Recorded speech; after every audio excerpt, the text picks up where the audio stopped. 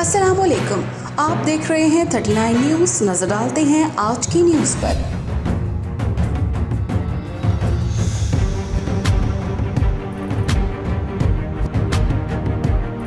तफसीलात जानते हैं अपने नुमाइंदे से।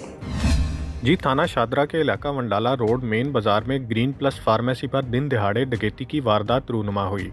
डकैती की सीसीटीवी फुटेज 39 न्यूज़ ने हासिल कर ली। सीसीटीवी फुटेज में देखा जा सकता है कि 3 डाकू फार्मेसी में दाखिल हुए और गन पॉइंट पर 65,000 रुपये की रकम लूट ली। डाकुओं ने असले के जोर पर सेलमैन और कस्टमर से कीमती मोबाइल फ़ोन भी छीने और मौके से फरार हो गए। डकैती की इत्तला मिलते ही थाना शादरा की पुलिस मौका पर पहुंच गई और शवाहिद इकट्ठे करके कार्रवाई का आगाज़ कर दिया।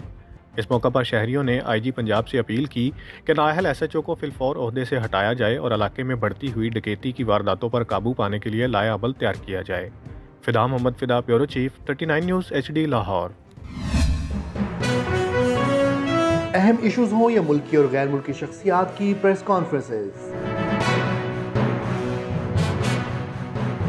हर लम्हा बाखबर रहने के लिए हमारा YouTube चैनल सब्सक्राइब करें।